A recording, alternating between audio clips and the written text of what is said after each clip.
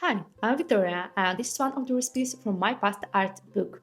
Today we're gonna make something colorful, simple, and full of flavor. Homemade spinach spaghetti with the fresh tomato and basil sauce. Egg-free, totally plant-based, and just satisfying.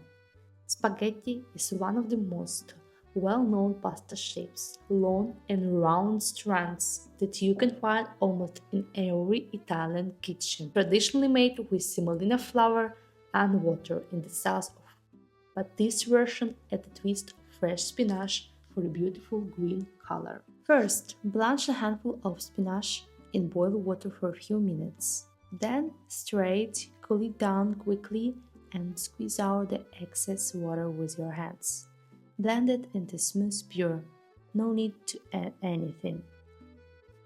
Take 100 grams of semolina flour and pour it onto your wort. Make a well in the center and add 1 spoon of spinach pure.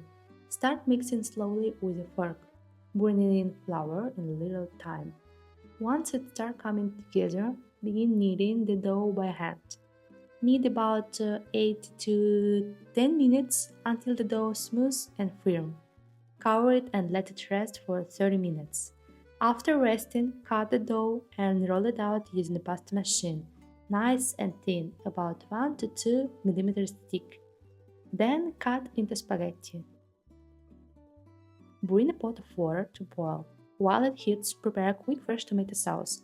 In a pan, heat some olive oil with 1 clove of garlic. Add tomato sauce. I'm using a basil influenced tomato sauce. At the end, stir with some fresh basil leaves. Keep the sauce warm but not let it boil.